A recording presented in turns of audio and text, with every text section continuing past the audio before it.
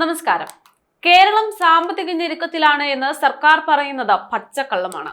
കേരളത്തിന് ആവശ്യത്തിനും അനാവശ്യത്തിനും ചെലവാക്കാനുള്ള കോടിക്കണക്കിന് രൂപ പൊതുഖജനാവിൽ കെട്ടിക്കിടക്കുന്നുണ്ട്. സർക്കാരിന്റെ ഓരോ തീരുമാനങ്ങൾ കാണുമ്പോഴും ഇങ്ങനെയെല്ലാമാണ് തോന്നിപ്പോവുക.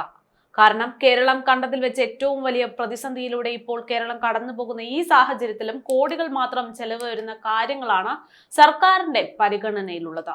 കോടികൾ മുടക്കി അനാവശ്യ യാത്ര കഴിഞ്ഞിട്ട് ഒരു മാസം കഴിയുന്നതിന് മുമ്പേ തന്നെ ഇപ്പോൾ അടുത്ത കാശ് പൊട്ടിക്കൽ പരിപാടിയെക്കുറിച്ച് ആലോചിക്കുകയാണ് പിണറായി സർക്കാർ.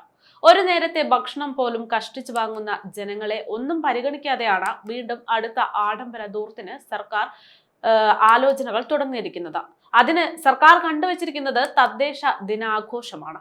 ഈ ആഘോഷത്തിന്റെ പേരിൽ 5.55 കോടി രൂപ പിരിച്ചെടുക്കാനുള്ള തത്രപ്പാടിലാണ് ഇപ്പോൾ സംസ്ഥാന സർക്കാർ. തദ്ദേശ ദിനാഘോഷവുമായി ബന്ധപ്പെട്ടാണ് സംസ്ഥാനത്തെ തദ്ദേശ സ്ഥാപനങ്ങളിൽ നിന്ന് തന്നെ പണം പിരിച്ചെടുക്കാൻ തീരുമാനിച്ചിരിക്കുന്നത്. തുടർച്ചയായ 2ാം വർഷവും 5.55 കോടി രൂപ പിരിക്കാൻ തദ്ദേശ വകുപ്പ് തീരുമാനിക്കുമ്പോൾ പദ്ധതികൾ നടപ്പിലാക്കാൻ മതിയായ ഫണ്ട് പോലുമില്ലാതെ പല തദ്ദേശ സ്ഥാപനങ്ങളും വലയുന്നു എന്നത് ഒരു തമാശയായി നിൽക്കുകയാണ്. കോർപ്പറേഷനിൽ 6 ലക്ഷം രൂപ വീതവും, നഗരസഭകളിൽ 1.25 ലക്ഷം രൂപ വീതവും, ജില്ലാ പഞ്ചായത്തുകളിൽ 2 ലക്ഷം രൂപ വീതവും, ബ്ലോക്ക് പഞ്ചായത്തുകളിൽ 70,000 രൂപ വീതവും, ഗ്രാമപഞ്ചായത്തുകളിൽ 30,000 രൂപ വീതവും നൽകണമെന്നാണ് നിർദ്ദേശം. ഇത് തദ്ദേശ സ്ഥാപനങ്ങളാണ് നൽകുന്നതെങ്കിലും യഥാർത്ഥത്തിൽ ഇതെല്ലാം നൽകുന്നത് ജനങ്ങളുടെ കീശയിലെ പണം തന്നെയാണ്. എന്തിനാണ് ആഡംബരത്തിന് വേണ്ടി സർക്കാർ ഇത്തരത്തിൽ ഓരോ പദ്ധതിയുടെ പേരിൽ, ഓരോ ആഘോഷത്തിന്റെ പേരിൽ, ഓരോ ആഡംബരത്തിന്റെ ധൂർത്തിന്റെ പേരിൽ ജനങ്ങളിൽ നിന്ന് പണം കൊള്ളയടിക്കുന്നത്? ചോദ്യചിഹ്നമായി തുടരുകയാണ് പിണറായി സർക്കാരിന്റെ ഈ ധൂർത്ത് ഭരണം. ചെലവ് ചുരുക്കലിന്റെ ഭാഗമായി പല ഉദ്യോഗസ്ഥരെയും സാധാരണക്കാരെയും എല്ലാം ബുദ്ധിമുട്ടിക്കുന്ന സർക്കാർ ഇത്തരം ആഡംബര ആഘോഷങ്ങൾക്ക് മാത്രം യാതൊരു കുറവും വരുത്തുന്നില്ല എന്നുള്ളതാണ് ഇവിടെ ശ്രദ്ധേയം. സാധാരണക്കാർക്ക് ആശ്വാസമാകുന്ന സപ്ലൈകോ വിതരണ കേന്ദ്രം വഴിയുള്ള സർക്കാരിന്റെ സബ്സിഡികൾ നിലച്ചിട്ട് 5 മാസം പിന്നിട്ടു എന്ന റിപ്പോർട്ടുകളാണ് പുറത്തുവന്നത്. എന്നിട്ട് പോലും അതിനെയൊന്നും പരിഗണിക്കാതെയാണ് സംസ്ഥാന സർക്കാർ ഈ ആഘോഷങ്ങൾക്ക് കൂട്ടുനിൽക്കുന്നത്.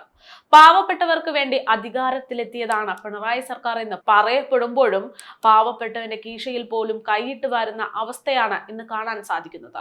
അതിനിടെ ഈ പറയുന്ന ഇതേ സർക്കാർ തന്നെ കടമെടുപ്പ് പരിധി വർദ്ധിപ്പിക്കാൻ ആവശ്യം ഉന്നയിക്കുന്നു. അത് സമ്മതിക്കാത്ത കേന്ദ്രത്തിനെതിരെ സമരം നടത്തി രംഗത്തു വരുന്നു. ഇപ്പോൾ വരുത്തി വെച്ചിരിക്കുന്ന ഈ കടം തന്നെ തീർത്തെടുക്കാൻ ഇനി വർഷങ്ങൾ കഴിയേണ്ടതുണ്ട്. അതിനു പുറമെയാണ് വീണ്ടും കോടികൾ കടമെടുക്കണമെന്ന ആവശ്യവുമായി സംസ്ഥാന സർക്കാർ മുന്നോട്ട് വരുന്നത്. കടമെടുപ്പ് പരിധി വർദ്ധിപ്പിക്കണമെന്ന ആവശ്യം ഉന്നയിച്ച് കേന്ദ്രത്തിന് മേൽ സമ്മർദ്ദം ചെലുത്തിക്കൊണ്ടിരിക്കുകയാണ് സംസ്ഥാന സർക്കാർ. ഇപ്പോൾ തന്നെ വീട്ടിലേക്ക് ആവശ്യ സാധനങ്ങൾ വാങ്ങുമ്പോൾ തന്നെ കീശകാലിയായാണ് പല സാധാരണക്കാരും വീട്ടിലേക്ക് മടങ്ങുന്നത്.